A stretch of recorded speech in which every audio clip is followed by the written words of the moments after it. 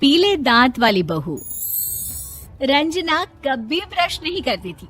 उसे कितनी बार उसके माँ बाप ने डांटा, लेकिन उसका कोई असर उस पर होता ही नहीं था, जिस कारण से उसके दांत पीले पीले हो जाते हैं। शादी के बाद। अरे बहू, वैसे तो तुझ में कोई कमी नहीं है, पर तेरे दांत इतने पीले कैसे हैं बेटा? कैसे मतलब? कोई सर्जरी थोड़ी ना कराइए। वो तो क्या नाम, मैं ब्रश नहीं करती थी तो पीले हो गए। अब क्या करूं? आप कहें तो लाल करवा लूं या फिर काले? यार ये क्या है, क्यों माँ से लड़ रही हो? लड़ रही हूँ? अरे मैं लड़ रही हूँ या ये बोल रही है कि दांत पीले हैं, पीले। अरे तपस्या थोड़ी ना की है इन्हें पीले करने के लिए। बकायदा ब्रश नहीं किया है 20 साल तक, तब जाकर। छी, कैसी बात कर रही हो? ये उस वक्त तो पीले नहीं थे जब हम लोग तुम्हें देखने आए थे। अरे तब साफ करवा लिया होगा डेंटिस्ट के पास जाकर।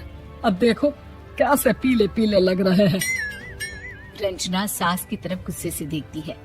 फिर शुरू हो गई पीले पीले पीले। अरे पीले तो तब भी थे जब मेरे हाथ का रसगुल्ला उड़ा उड़ा कर खा रही थी और बोल रही थी, लड़की नहीं गुणों का खजाना दे रहे भाई साहब आप। खैर, अब वो लोग करते भी तो क्या करते, पीले दांत वाली बहू पल्ले पड़ी थी तो झेलना तो था ही। एक दिन कीर्तन में रंजना गाना गा रही थी। अरे कमला बहन, माँ का द्वार है, यहाँ तो सब शुद्ध होकर आते हैं, फिर अपनी बहू को ब्रश भी नहीं करवाती तुम। दूर से पीले पीले दांत भक्ति में बाधा उत्पन्न कर रहे हैं।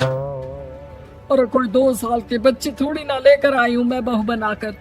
अच्छी खासी लड़की है, अरे कैसे करवाऊं ब्रश? ये तो उसे खुद करना चाहिए ना। अब माँ बाप तो इसके जैसे तैसे निपटा दिए, ये नहीं सोचा कि सास कैसे संभालेगी।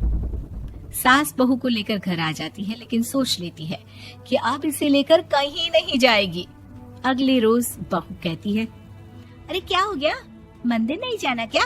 कीर्तन का वक्त हो रहा है। मेरी मधुर वाणी से कान्हा जी जागते हैं और सोते हैं। आप तो जानती है ना उनकी भक्ति में कितना मन लगता है मेरा। वो क्या है ना, तबीयत ठीक नहीं लग रही है मेरी, आराम करूंगी मैं। तबीयत ठीक नहीं लग रही? अभी तो मिथुन के गाने पर नाच रही थी आप, और अब बोल रही है कि तबीयत ठीक नहीं लग रही। अरे भक्ति में मन लगा लो सासू माँ, ऊपर जाना है, क्या मुंह दिखाओगी आप? हाँ? सास को बहू की बात पर गुस्सा आ जाता है। मैं क्या मुंह दिखाऊंगी, इसकी चिंता तो ना कर, समझी? अपने मुंह की चिंता कर, जो ये पीले पीले दांत लेकर हर जगह पहुंच जाती है। पता है लोग कितना मजाक बनाते हैं। ना जी ना, मैं नहीं जाना कहीं तेरे साथ। तो ये बात है, कोई ना, मत जाओ, मैं अपने कमरे में ही बैठकर भक्ति कर लूंगी। ऊपर वाला दांत थोड़ी ना देखता है, मन देखता है, भावना देखता है। और अरे बस बस, तू सब कुछ दिखा, बस ये सफेद चमकदार दांत ना दिखाना किसी को, है? जा यहाँ से। बहू को सास की बात का कोई फर्क नहीं पड़ता, वो तो जैसी थी वैसी ही रह जाती है। सुबह नहाकर किचन में खाना बनाना, फिर खाना खाना, कीर्तन भजन करना और सो जाना। एक दिन, माँ जी मैं सहेली के घर जा रही हूँ, शाम को लेट आऊंगी। हाँ हाँ तो जाना, मैंने कौन सा तेरी आरती करनी है घर पर बैठकर। रंजना सहेली के घर जाती है, जहाँ वो पार्टी में जाने की तैयारी कर रही होती है। अरे शिखा, कहाँ जाने की तैयारी कर रही है? मैं गलत वक्त पर आ गई क्या? अरे नहीं यार, उल्टा सही वक्त पर आ गया। मैंने ये साड़ी और ज्वेलरी निकाली है यार, शाम को इनके ऑफिस की एक पार्टी में जाना है। बताना कैसा लग रहा है ये सब? नहीं यार, इस ड्रेस के साथ तो वो वाली ज्वेलरी अच्छी लगेगी। हाँ हाँ सही बोल रही है, मैंने ध्यान ही नहीं दिया। वैसे तो हमेशा से मस्त फैशन सेंस रखती है। तो बड़ा जाती होगी ना पति के साथ पार्टी में। रंजना कुछ नहीं बोलती, बस सोचती है कि यार काश ये बात सही हो जाती, पर मैं क्यों नहीं जाती पार्टी में? क्या इन लोगों की कोई पार्टी होती नहीं होगी? रंजना घर आती है और रात में पति से सवाल करती है, एक बात बताइए, आप मुझे किसी पार्टी में क्यों नहीं ले जाते?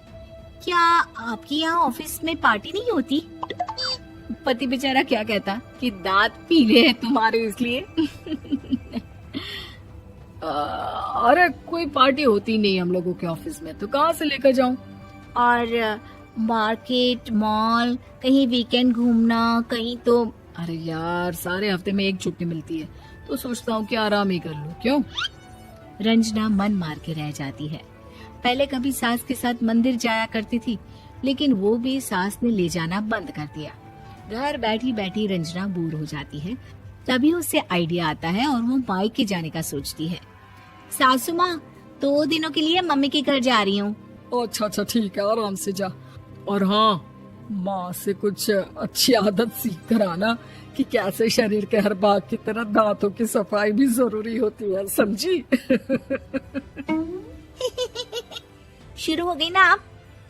वो लोग आपकी तरह नहीं है कि छोटी छोटी बात का बतंगड़ बना दे। उन लोगों के लिए मैं मायने रखती हूँ, ना कि मेरे पीले पीले दांत। रंजना माँ को बिना बताए उन लोगों को सरप्राइज देती है, लेकिन जैसे ही वो दरवाजे पर पहुंचती है, अंदर देखती है कि घर वाले कहीं जा रहे होते हैं। अब माँ, काश रंजना दीदी के दांतों वाली प्रॉब्लम नहीं होती, तो वो भी हम लोगों के साथ चलती ना बुआ जी की बेटी की शादी में। हाँ बेटा, लेकिन अब उसे कौन समझाए कि उसको उसके पीले दांत नहीं दिखते, लेकिन उसके आसपास के लोगों को कितना एम्बैरेसिंग फील कराते हैं। मुझे तो कितनी बार उसके स्कूल की टीचर ने शिकायत की कि उसके साथ कोई लड़की बैठना भी नहीं चाहती, और ना ही कॉलेज में कोई उससे बात करना चाहता था। लेकिन पता नहीं क्यों उसे ये बात समझ में ही नहीं आती। कोई कमी नहीं है उस लड़की में, बस यही कि दांत पीले हैं। वो तो भला हो जीजा जी और उनकी माँ का, जो दीदी को जैसी है वैसे ही रखा हुआ है। रंजना को अपने घर वालों की बात सुनकर बहुत दुख होता है।